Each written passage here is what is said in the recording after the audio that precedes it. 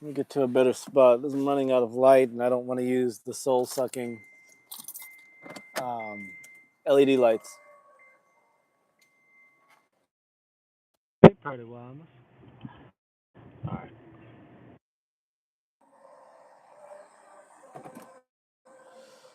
All right.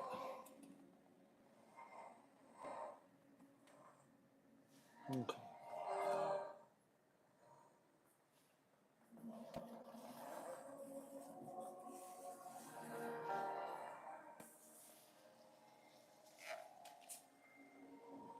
Okay. All right. There we go. It's decent lighting. I intend not to take forever with this one.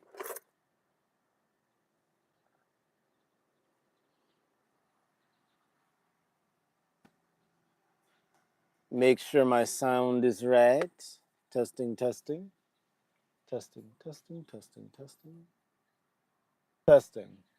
All right. Oh, green screen. That's fun.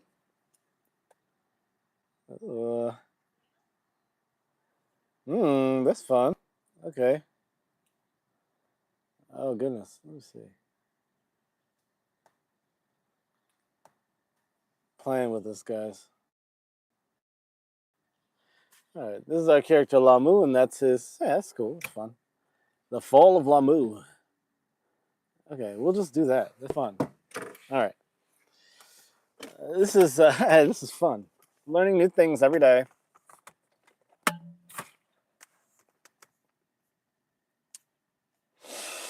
So today we're going to talk about the fall of Lamu. Lust, love, and the fall of Lamu. Today, this is our friend Lamu, the humanoid. Well, he's not humanoid. He's human. He's not a humanoid. Thank you. Someone just sent me some money. I did a service and someone provided. So this is our friend Lamu. And Lamu is our, let me pick his nose. Anyway, Lamu is our human extraterrestrial who is studying the hominids of Earth. And in this story, he is taking the form of this individual. You can see him. There we go. Kutilamu. Okay? This is Kutneb. We're going to talk about it. This is his avatar, person he's incarnating as. All right? Before Egypt, before Earth. Part 1. There are no walls in the chambers between worlds. No doors, no stars, only frequencies folded into form. Sophia stood in stillness, not above Lamu, not before him, but within a dimension of calibration only she could open. Her skin flickered with fractals and sacred geometry, her voice more like memory in law than language than she spoke. Egypt, the last resonant point, still the codes we seek hum beneath Sais. They bury the codes in myth, emotion, and secrecy, ritual, but the patterns at this basis were still there. You'll need to feel it, Lamu. Log the data in your field. We can access your data stream. Observe it from within, but you must not embed. Do not merge. Do not identify. Lamu nodded. His form was not yet solid, but the mission was clear. He felt Earth, not as curiosity, but as longing. Oh, welcome, Marin. The Fall of Lamu. This is Lamu, the human extraterrestrial. He's actually a human, and he is here to study the hominids of Earth, and he's taken the body of this person who we are going to learn about, who's named Kuti. All right, welcome, welcome, Daxon, welcome. Welcome, Marin. Lamu, yes. All right. This is the story of love, lust, and the fall of Lamu. So his master, his teacher, Sophia, has now given him the instructions for this incarnation. And he is going to be taking the body on Earth to recover some data And the way he's able to hold on to that data is he's going to carry it in his emotional field, in his energy field, and then that data will be uploaded to the cloud, so to speak, on the homeworld. Sophia continued, "The Terrans are clever. Your kind nearly lost control of them before the last reset cycle. Their portal technology nearly pierced the quarantine. Some even glimpsed the outer realms of our homeworld, Gnat Yetifa." Lamu remembered now. The priesthood had gone underground in Egypt. They were Atlanteans. They layered truth and riddles, obscured sacred data beneath sacrament, secrecy, and seduction. Sophia continued, "You are to incarnate as Khutneb." This guy, she concluded. He is Marian, he is male. He's a palace administrator in Persian Egypt. He's a Tiligar sage and a member of the Pantheran Brotherhood. You will study their spirit through theirs. And with that, she opened the gate. An iridescent portal materialized with opalescent hues and scintillating brilliance. Lamu passed through. Hello, cherry lady. Welcome, welcome. I am going to change our, I think I can change our background. This is another image of Lamu. All right, this is another image of Lamu passing through the portal into the earth realm. Now, Lamu passed through the portal. In today's story, we find ourselves in the bustling heart of Persian-ruled Egypt. The year is 491 BCE, under the reign of Darius I, king of the Achaemenid Empire. We locate our human explorer, Lamu, in the body of a man living in Sais, in a city which is in the Nile Delta, in the state of Besayoun, in modern-day Egypt. Sais was once a gateway to the pre-cataclysmic wisdom. The elders, the priests, the sorcerers, the priestesses, and the witches from many of the pre-cataclysmic worlds, from the Hyperboreans, the Atlanteans, and the people of Mu, and great ancient Mongolia, had cataloged their wisdom and compiled it here under Sais. But now, with Egypt under foreign rule, it is strained, it is decadent, it is corrupted. Throughout Egypt, from Alexandria to Giza, from Luxor to Aswan, the temple library is still held encrypted teachings, maps of consciousness, and the records of the past global cataclysms. They were encoded in emotion, things that the hominids of Earth could only perceive through riddle and myth. These records were guarded by secret priesthoods, passed down by the pre-reset Terran hominids. Concealed beneath ritual, theater, and corruption, the previous people of Earth, the hominids of Earth, were more advanced spiritually and intellectually than modern Earth humans, humans of the 21st century. The ancient pre-cataclysmic humans created a golden age, rivaling that of the homeworld. For a period of time, Earth was so advanced, it almost became part of the brotherhood of the 12 nations, the 12 worlds. Say hi to some folks real quick. ¿Por qué? No voy a hablar en español, güey. All right. Gracias por venir. The previous hominids were more advanced spiritually and intellectually than anything we might imagine in our current world. They created a golden age. This breach during the golden age is what triggered God, the great omniscient design, the AI that runs our ancient homeworld, to initiate a reset, ordering the lords such as Sophia, Samael, and Serpentarius to collapse the system and initiate the reset. Some Terran priesthoods survived by hiding underground in places like Turkey, in Cappadocia, and by preserving key knowledge inside what would later be called the mystery schools. Sophia was a non-emotional Etherean, a human that occasionally had a body. She was not reactive, she was godlike. She was actually one of the Elohim. She was an architect of soul thresholds. She oversaw the explorer incarnations across the Terran system. She ensured objectivity. She was multi-local. She could be in many places at once. She hadn't reached a place of omnipresence like the Most High, but she was very close.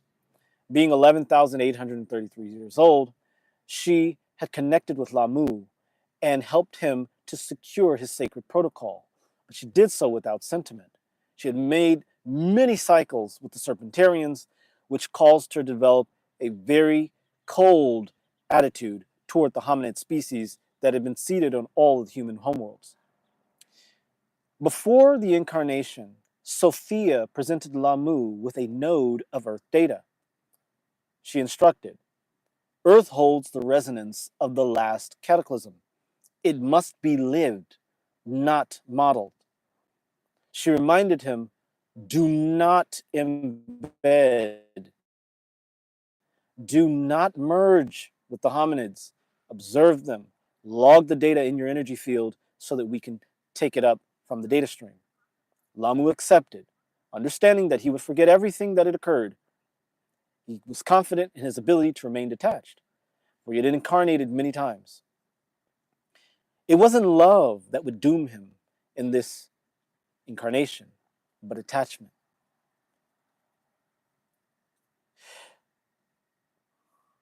Lamu developed as Kutineb, or Kutineb.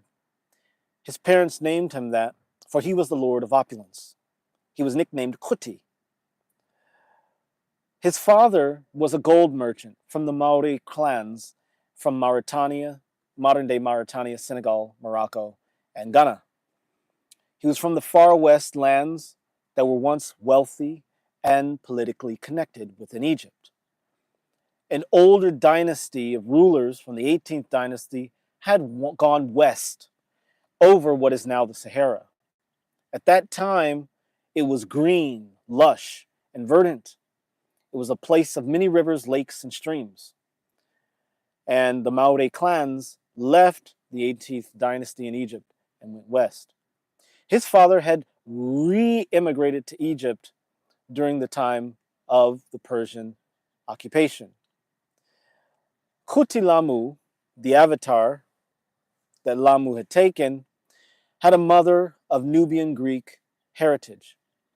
She was a sorceress, a devotee of Neith, and that is what took her to Sais. Neith was the goddess of war and of the loom. Her bloodline, Lamu's mother, or Kuti's mother, traced back to Pantherian sages in inner parts of what is now Uganda.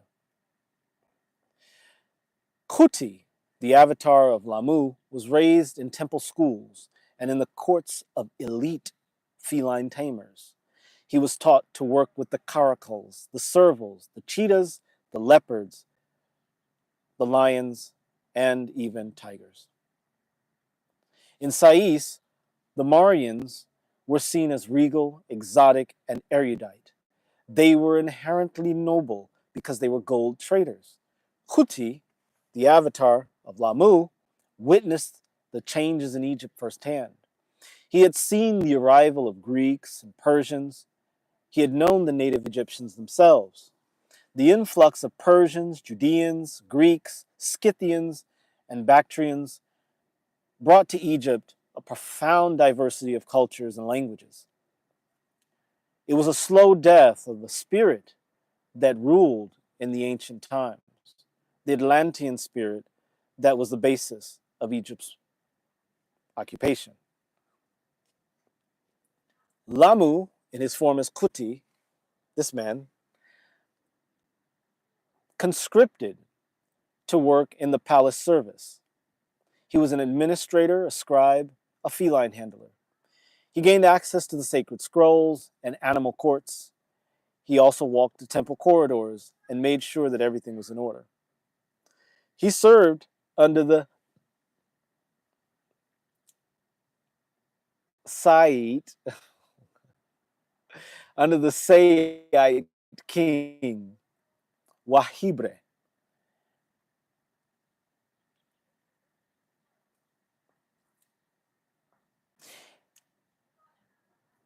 All right. This is the first meeting between, I got a little distracted. So the thing about Kuti, who was the avatar of Lamu, is that Kuti had completely forgotten all of his attachments to Lamu. He doesn't know he's Lamu.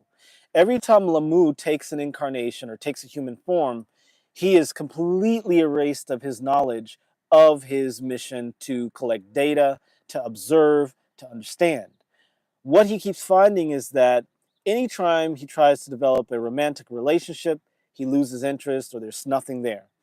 Or he'll find that all of his path seems to be guided by an invisible hand that he cannot stop.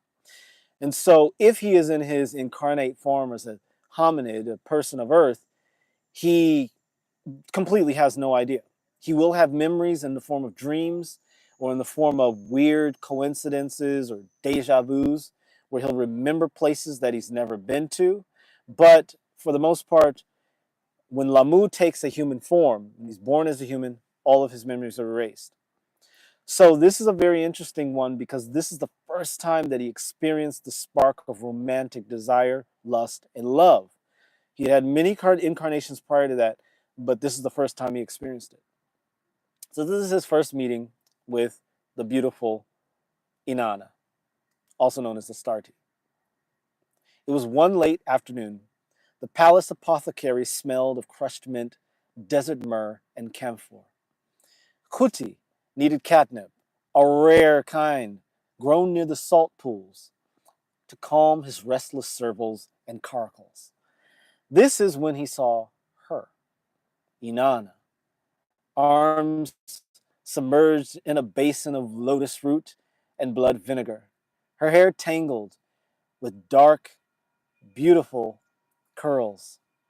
The copper thread that held her hair back only accentuated its dark beauty. Sweat glinted on her forehead. She didn't look up. She didn't bow. She just nodded and said, "The salt-grown kind, right?" "Yes," he said, voice slower than normal. She handed him the pouch. Black thread, red wax. "This bites back," she said, and she walked past him. But the scent of her stayed with him. The cadence of her voice struck something inside of him, like wind echoing through the temples he'd never stepped inside, except in dreams. Inanna, the human who awakened him. Her Earth's name is Inanna, but she's also known as the Starti. At birth, her father, a Greek alchemist, gave her the name Astarte. He admired the Chaldean mystery systems, and Astarte was his patron goddess. He was living in Alexandria, the father of Inanna. He was a Greek who was brought to Alexandria to study in the great temples and in the libraries that were there. He was a trafficker of mirrors and tinctures and sacred metals. Her mother was a Scythian sorceress from the northwestern or northeastern Persian Empire, modern-day Romania. Her mother's people, the Scythians, were enslaved during the Achaemenid expansion into what is now Romania. Later, they freed themselves by using their wile and wit and sharing their skill as healers. They worked in the temple of Sais and became devotees of the goddess that ran that temple. During that time, Inanna learned the skill and art of an apothecarian. She became a healer from a very early age. She was stationed near the feline pavilion. She was known for her unnerving calm and ferocity around dangerous animals. Her dark, ancient eyes were unsettling to Kuti, but also stirred this dormant memory and deep desire. She treated panthers, lions, leopards, caracals, servals, and even lynx that were imported from the outskirts of the Persian realm. She treated them like family and like friends. She was very dedicated and focused on her work. She admired and loved the plants. The thing about Inanna was that she was a strangeling. She didn't really fit in with the other women or even the other girls. She was a loner. She loved her plants. She loved animals. And she was a brilliant mind.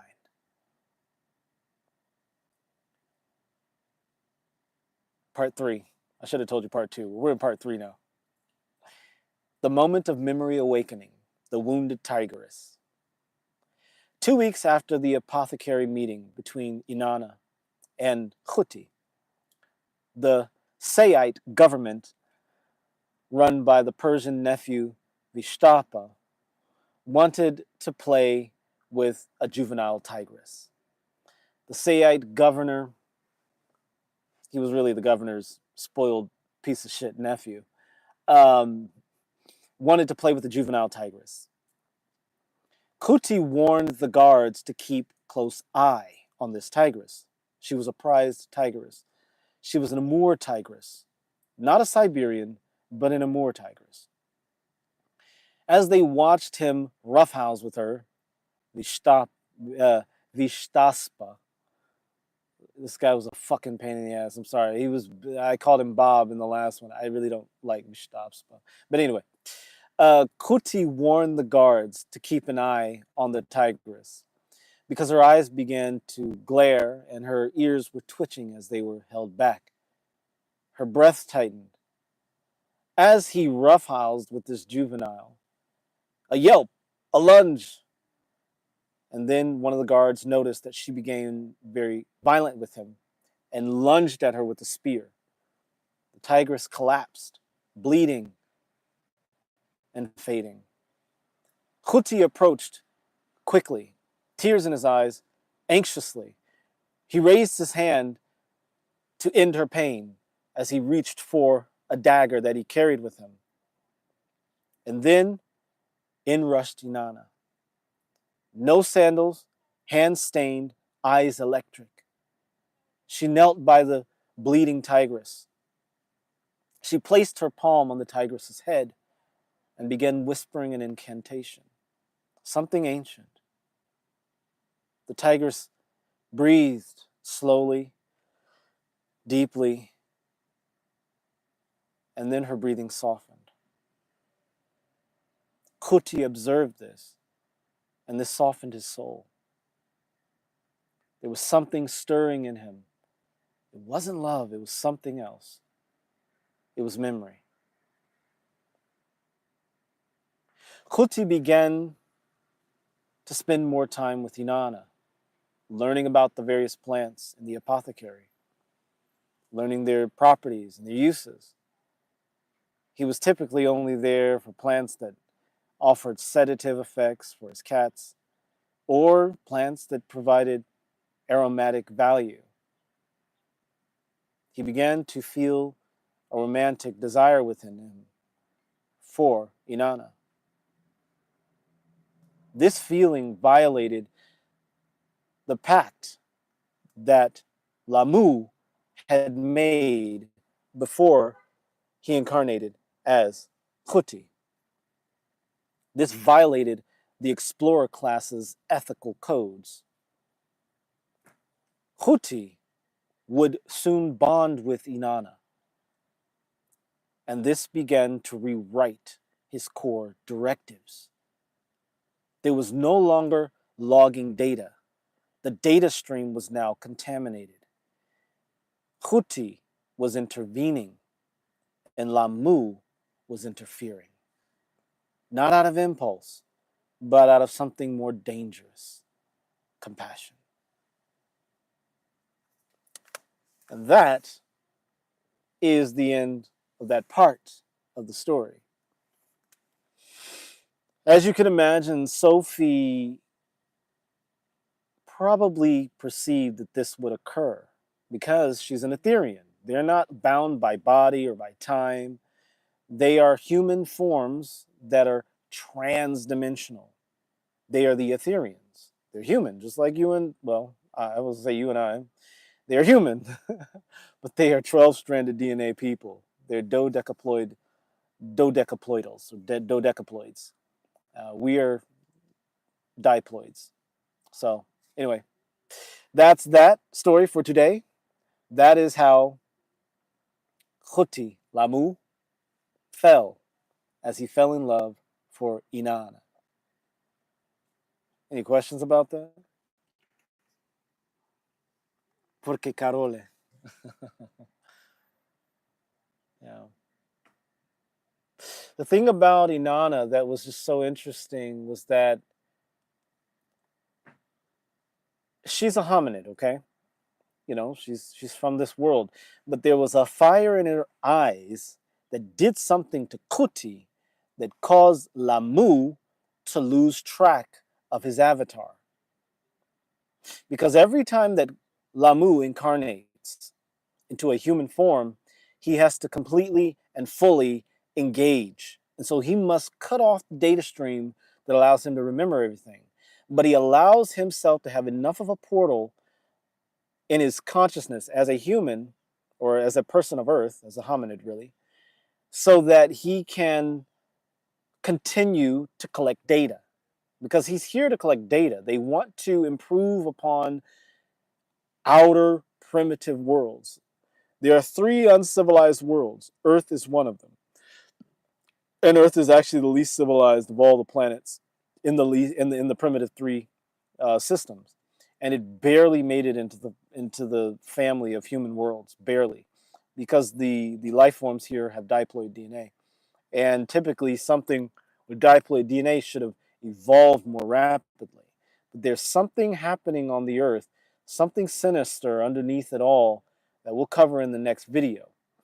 And in that portion, we're going to actually go back in time a little bit. And we're going to look at how Lamu came to this point where he was vulnerable to falling in love with a hominid of Earth. So thank you for watching. Thank you for liking, sharing, subscribing. I will get back to my typical content at some point.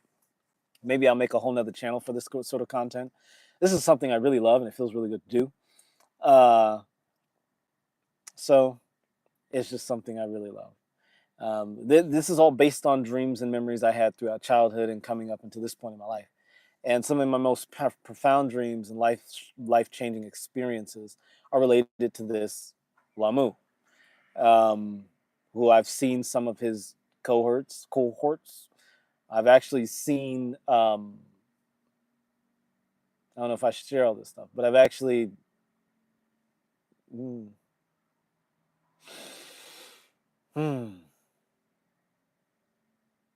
share that another day. Thanks for watching. Stay Apex.